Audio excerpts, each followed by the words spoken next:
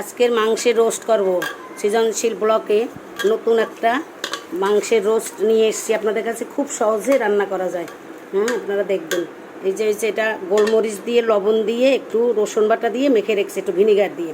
তারপরে এসে চাল মগর বাটা, বাদাম বাটা, এটা পেস্ট, ইসে পেঁয়াজ বাটা, এটা পেঁয়াজ কুচা, এটা আদা বাটা, এটা রসুন বাটা, এটা লঙ্কা, এটা গরম মশলা, লবণ, চিনি। আমি ধনিয়ার গুঁড়া দিই, একটু ধনিয়ার গুঁড়া, ব্যাস এইটা দিয়ে এখন মাংসটা ভাজা করে নেব, তারপর আপনাদের সাথে বলবো। গো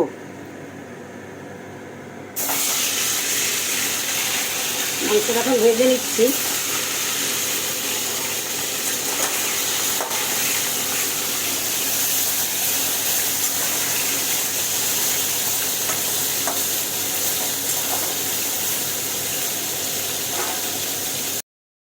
উঠিয়ে নিই, অল্প একটু ভাজলেই হবে মাংসটা।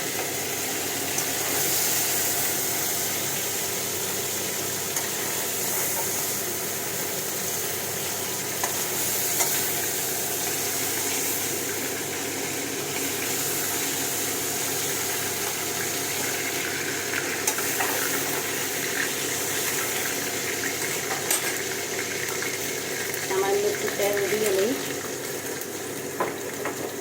এখন এইটা ফোড়নে দেবো, গরম মশলাই ফোড়নে দিয়ে এখন পেঁয়াজ কুচিটা দিয়ে ভেজে নেব।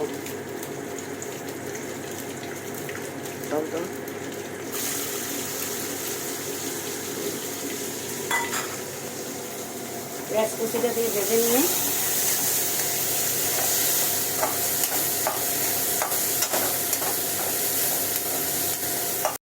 লাল করে ভেজে এখন রসুন বাটা দিয়ে দিলাম 2 চামচ।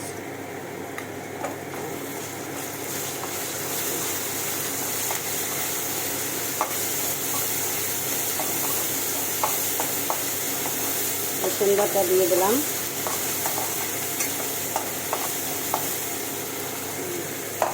এখন পেঁয়াজ বাটাটা দিয়ে দিলাম।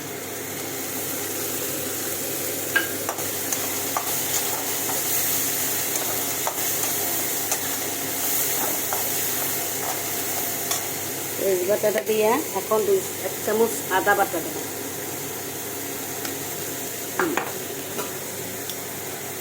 1 চামচ ধনিয়ার গুঁড়া দেবো।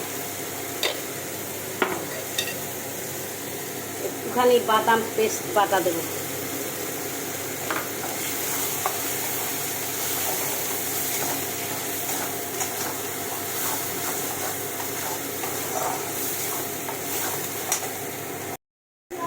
এখন মাংস দিয়ে কষাবো।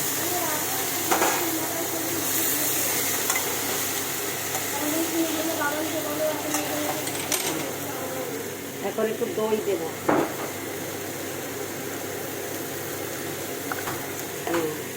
স্বাদ মতো লবণ দেব। এখন একটু চিনি দেব, 2 চামচ চিনি দিলাম। স্বাদ মতো একটু কষিয়ে নেব।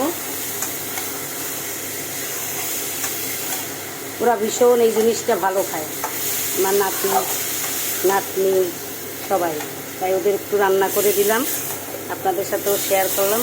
খুব তাড়াতাড়ি হয়ে যায়। আমি অনেক রকম করে লঙ্কার গুঁড়া দিই কালারটা সুন্দর আসার জন্য।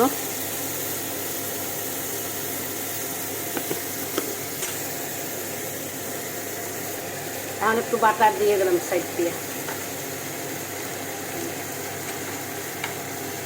বাটারটা দিলে স্বাদটা ভালো হয়।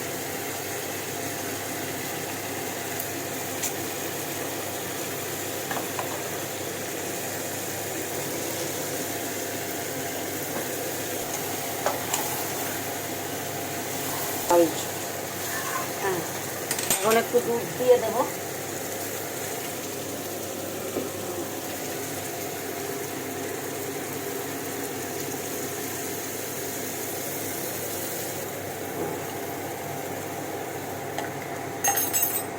ব্যাস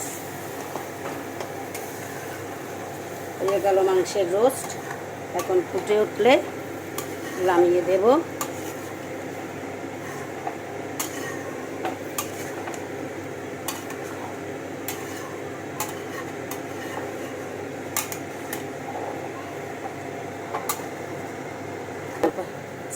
তিন চারটা লঙ্কা দিয়ে দিলাম। রোস্টটা হয়ে গেছে, এখন ঢাকা দিয়ে রাখবো। ওরা একটু ঝোল পছন্দ করে, তাই একটু ঝোল রাখলাম আমি। হ্যাঁ, আবার এটা খাওয়ার সময় টেনেও যাবে। হ্যাঁ, এই আপনারা এরকম বানিয়ে খাবেন, দেখবেন খুব ভালো লাগবে। আর একটা সোজা রেসিপি আমি আপনাদের পরে শেয়ার করব, আরও সোজা রোস্টটা আরও সোজা আমি একটা শেয়ার করবো আপনাদের সাথে, মুরগির মাংস দিয়ে সোজা পদ্ধতিতে আপনাদের সাথে শেয়ার করবো, আপনারা খাবেন করে। বুঝছেন, অফ করে দাও।